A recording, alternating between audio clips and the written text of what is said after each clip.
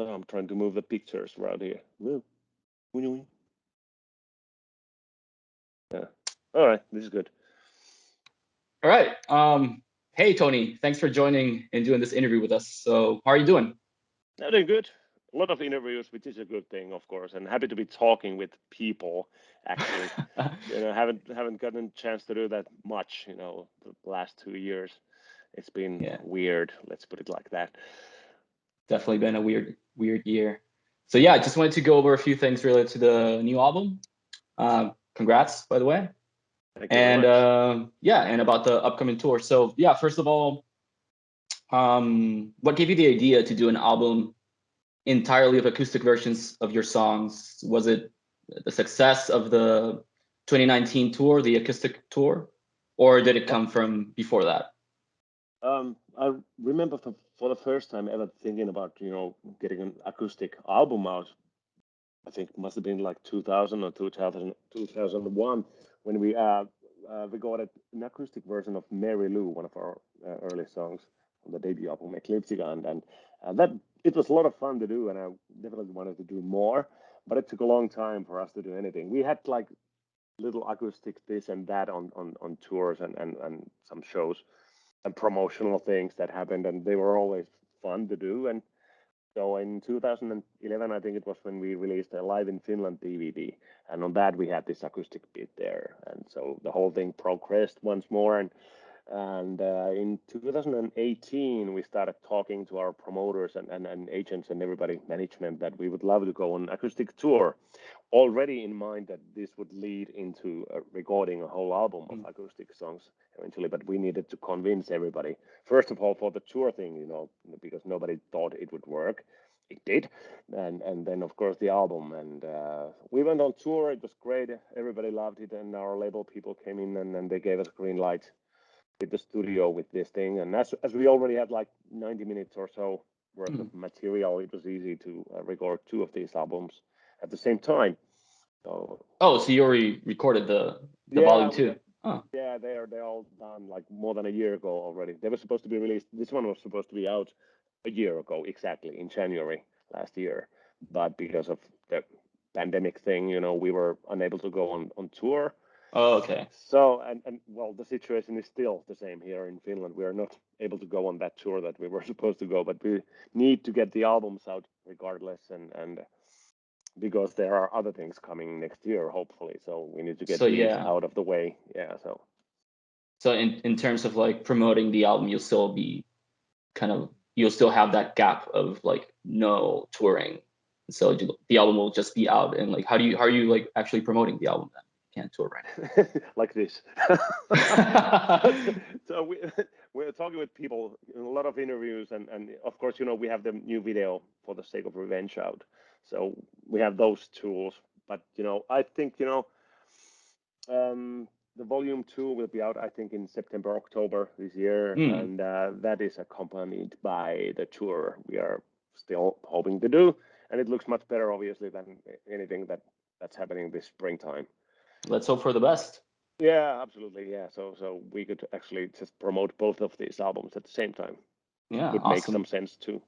Yeah, and yeah, I wanted to know how was it to kind of revisit some of these older songs? Like, what was the process of I don't know, rethinking how to bring new life to some of these songs? I enjoyed it so much. You have no idea because for many of these songs, I got to sort of reverse engineer these songs back to their really, really original form that I wrote them. I use acoustic guitar and piano and such instruments to write the basic skeleton of the song. You get a verse, pre-chorus, chorus, and so forth, and then I start decorating and thinking that which way this song would work the best. And now I just got to do the whole thing backwards in a way. I took off, or we took off anything and everything that wasn't necessary to have there and be there, and just played the songs with acoustic things and found out the way they work the best. Hmm. And of course, being a band, it wasn't just like we play all the songs with one acoustic guitar and I sing. We try to implement everybody in and then get the whole band. I did, and I think it turned out really well. Hmm. I'm looking forward and hoping that we get to make more of these acoustic albums in the future, because that was a problem choosing the songs. We have so many songs there that would still need and could be easily transformed into an acoustic song, and they would work really well. I think I made like 10 to 15 demos that never ended up on these albums, Oh no. which is unfortunate.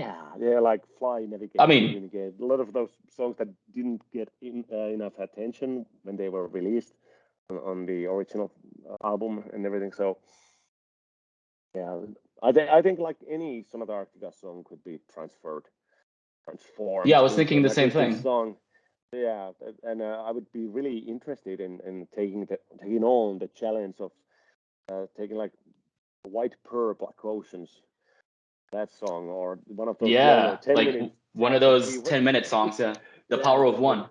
yeah, exactly, those and see what comes out of them. Of course, you'd need to cut them short, and musically that would be rather easy. They still have these basic elements in them, and you could form a shorter song easy, no problem there. But the story, the lyrics, and everything, Mhm. so that it would still make any sense. That's probably the hard part. And but being the father of the song, I can always write completely new lyrics if I feel like it. Basically, same as Yeah, composing new bits on a familiar song.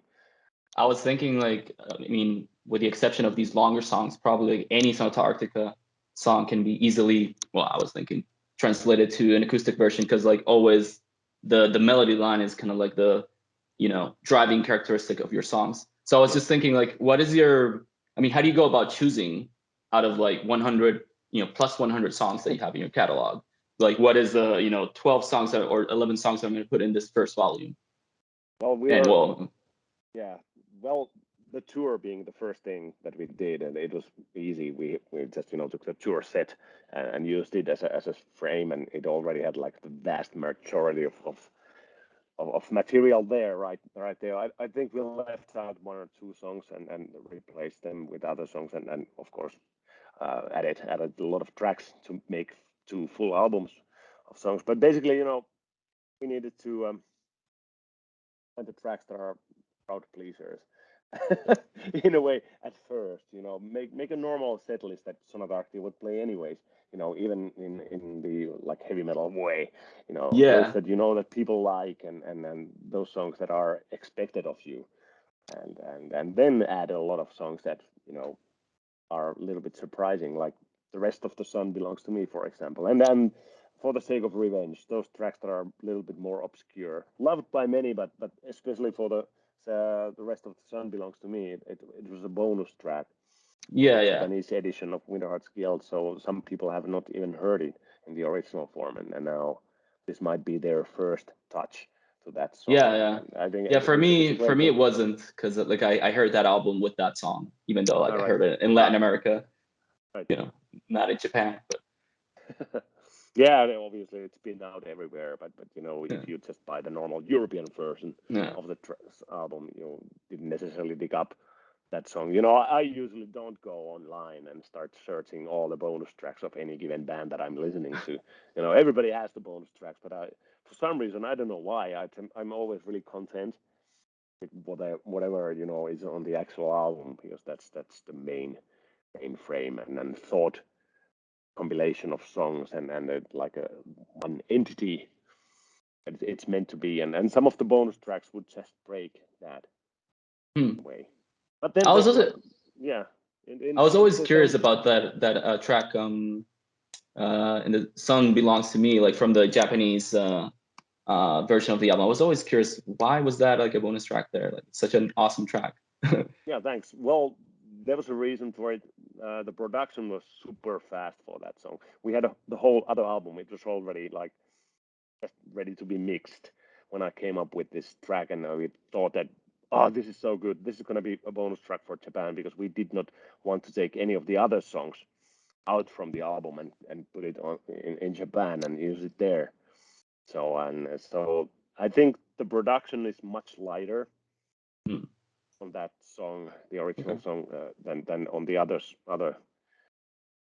tracks, and we felt that it's not as good as a recording, and Definitely. And well, going back to Although it is a great song, but I'm really, that's because I'm really happy to have it on this acoustic album. Give it a new yeah, life and a chance, because I don't see the original version ever finding its way in Sonata Arctica's set list. It never really mm, was there. We played it a few times, maybe in Japan and such, but you know, it's we have so many other songs. definitely. And well, going back to you know, the kind of the album itself, how's the reception been going? So far, I'm living in the echo chamber of my social media as Sonata Arctica, so it's been overwhelmingly positive for what I've read. You know, there have been some negative comments about this is not power metal. I miss the early power metal days, but you know, you can just disregard those pretty much. They're totally off the point. But you know, the Yeah. people seem to love this, and it's been the most positive reactions we've ever gotten from anything, pretty much. I feel Wow. right now, so it's makes me happy. I think we are reaching people also beyond our normal fan base with this release, and it's a really good thing, luring more people into our Hmm. music, and then later on, maybe generally speaking, to metal music, which is something that we would really need, the whole metal scene. Did you also get some of those polarizing type of reactions from your kind of 2019 tour, like when you first started doing like fully acoustic shows? Like power, this is Mm, not power metal. no, we didn't hear anything negative about that. It was like there were some people who thought they had arrived to a normal Sonata Arctica show, and then they saw this is acoustic. They was like a little bit shocked at the beginning, but loved it at the end.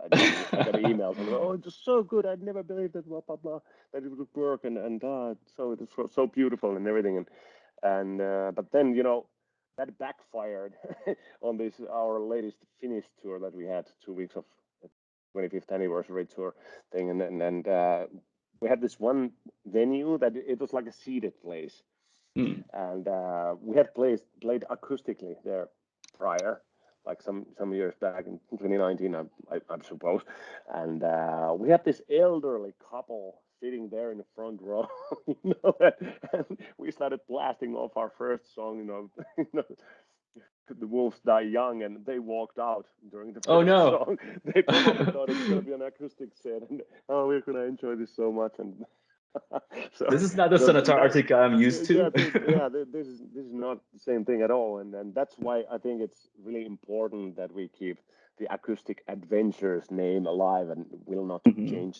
that in the future either, because it'll like separate that side of Sonata Arctica from the normal. Yeah, yeah, definitely. So yeah, now going into kind of like the recording process of it. Like when I listened to the album, I listened to it like maybe like 2 weeks ago. I kind of felt like it was I don't know, was it done live? I mean, that's what I kind of felt. And if so, yeah, can you expand on like the recording process? Yeah, it was recorded live, but we did overdubs obviously on it. But you know the basic tracks, you know, drums, bass, guitar, and everything, and they were played live, and that gives the whole thing this special live feel, like you mentioned. Mm. And but obviously we cannot even claim it to be fully live thing in a way that you can hear more than one Tony singing there, for example, and then we have more than like extra instruments here and there, Mm. and so no, it's like a electroacoustic studio album that's been recorded partially live. It's like old school recordings basically, Mm. when bands went in the studio and they recorded the basic tracks live and then added some things as an overdub, Mm. and that's I think it makes the whole thing feel so good. It's so easy listening, and I mean that in a good way. You know, it's somehow like I've heard people say that it's comforting to listen to these songs, and I suppose it is. You know, it's natural. Yeah, I can imagine. What were some of the I don't know, more challenging songs to adapt? Well, let's take Wolf and Raven for example. I was not at all sure if it should be transformed into Yeah, an but that was acoustic from song. the first tour. I remember from the 2019. You already had that one. Yeah, yeah, And that exactly. was a Yes. shocker. That Yeah, was definitely a it was. shocker. Yes, and it was a lot of fun to do, but I was hesitating whether or not it would actually work on the album because the live situation gives you a lot of it forgives you a lot. Let's put it this way. The atmosphere and everything. People are like partying on and go for Raven, and it sounds so crazy when you're doing with the acoustic instrument and everything. It's just a lot of fun, and we somehow managed to bring that also on the album, and it's a lot of fun. It's a crazy song, but it was super difficult to play. For me, there Mm. was nothing to it. I just, basically sang the whole thing and that's it. But for the guys like Henrik playing that thing with an actual piano instead of keyboards, and Oh, Elias really? playing with acoustic guitar instead of electric guitar, they are like a different animal. Oh, So, so it's like, and making the whole thing sound intact together yeah, yeah. instead of like it being all over the place. That was a challenge. And the guys Yeah, had to rehearse it quite a bit. I was actually thinking about that song. I was gonna ask you like what were some of the, I don't know, wildest instrumental arrangements, like substitutions, like one instrument for another. And I was remembering this particular song that I mean I went to see your show in 2019, and I remember this song. I think Elias was playing with an electric guitar. I don't really remember. But in the album, it maybe sounded a little bit different. I was thinking like, is it only keyboards or is it only like without guitar?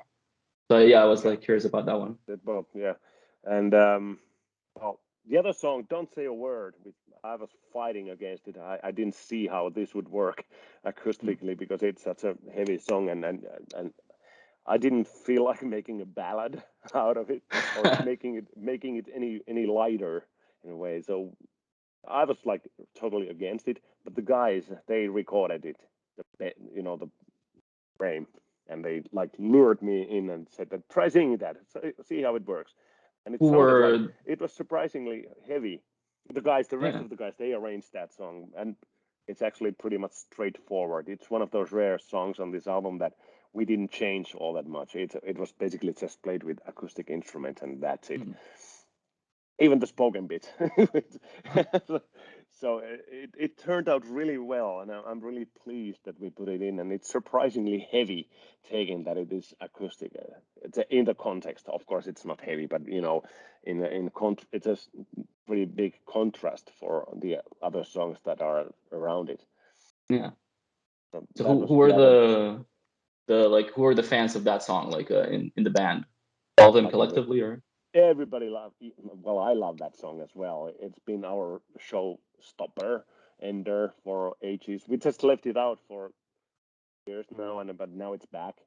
It's 25th anniversary tour, and we'll stay there Mm. absolutely.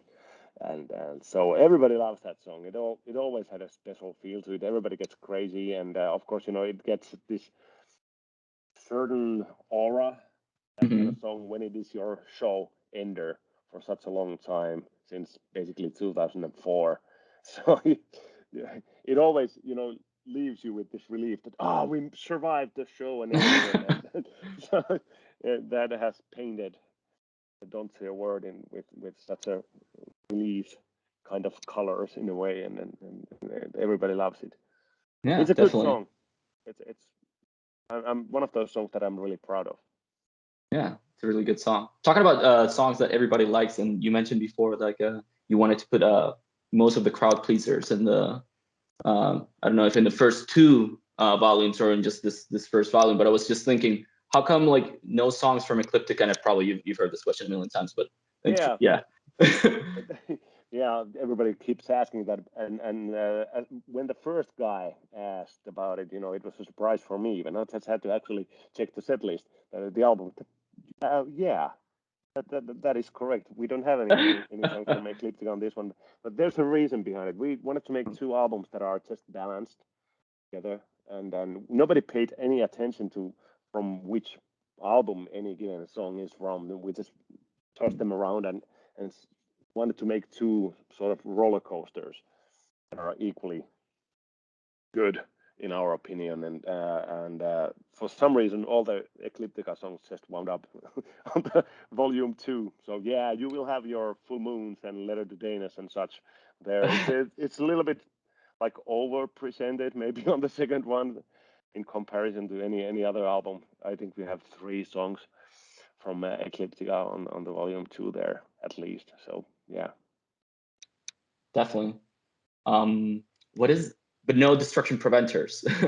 no, that's one of those longer songs that are not so like natural to turn Yeah, into I an know, acoustic I know. song, but it's a challenge I would really like to actually wrestle. Yeah. Yeah, it would be interesting to listen to that for sure. So yeah, okay. I guess we have like a couple minutes. I just wanted to mention that, yeah, so like I saw the acoustic show in 2019, and like later that year I also saw a normal conventional Sonata show, and I was just thinking, I remember kind of like, whoa, there's a certain intimacy within the acoustic show. It was like seated, it was in Helsinki. And I don't know, there was like a closer to the audience type of feel to it. I don't know if it was because it was in Finland, or there's something about the acoustic shows that, you know, they're more intimate. So I was just wondering how do you feel about the differences between both types of shows, like normal conventional Sonata shows and now like all these acoustic shows that you're doing? Like, do you have a preference? Yeah. Well, if you're asking whether which type of shows I would choose if I could only do one type of shows for the rest of my life, I would choose the acoustic thing because for a singer, it's like a open world. I am not confined in my in ears and only hear myself but I can hear myself actually acoustically when I'm singing on these acoustic shows and it's such a it gives you like a lot of Mm. air and you can use your voice in so many different ways and add those subtle little changes and variations in color and everything which are totally lost in the loudness of everything in a normal show and there's no point even trying doing that and of course as much as I enjoy singing from the top of my lungs it's a nice spice to have also sometimes on these acoustic shows but still singing from the natural range and it's easy and I don't know. It's just yeah, acoustic shows are for a singer more pleasing. At least for me. I can't begin talking in behalf of any other singers really, but for me that would be the really long answer for a short question. Yeah. So in that sense, do you see yourself, you know, maybe translating that into like studio albums? Do you see the possibility of a new Sonata Arctica album, you know, the 11th, for example, fully acoustic versions? No, absolutely no. Or yeah, as a side thing, make an album normal electric version like heavy metal album and then at the same time release an acoustic album of that same album. That would Mhm. be great. I haven't seen that done too much, so that would be a great idea. Maybe you never know. Yeah. uh, but anyway, we are actually hitting the studio early next year. The plan is actually, and anything to do with studio, those are the plans that are easier to keep these days Hmm. in comparison to live shows, which you never know what you are allowed to do. But Yeah. yeah. Well, looking forward to that. I see that we don't have much time. So yeah, that's it for me. Do you have any kind of last words for our viewers? Anything you want to Well, share with them? early of the year, happy New Year, everybody. Have a great 22 and take care of yourselves and those around you. Stay safe and healthy because that's the way we can make this world rock and roll once again. And everybody who suffered from this thing, the people who have never gotten to work in 2 years and the businesses are suffering. Hope to get rid of all that and I'll be back rocking with you all soon in two Amen. months or Amen. so. Yeah. Amen. Amen. All right. So yeah, thanks for everything, and best of luck with the new album and the upcoming tours. I hope everything kind of happens normally and like nothing gets postponed again. Yes. Yeah. Well, yeah. Changing the name too many times soon, because I know the next chance we would have for the Latin American tour that would be with the album 11, Yeah. unfortunately. So, so we'll see. Let's keep our fingers crossed. All right. Well, best of luck. Thank you very much, Daniel. This was a pleasure. Yeah. Cheers. Cheers. Bye.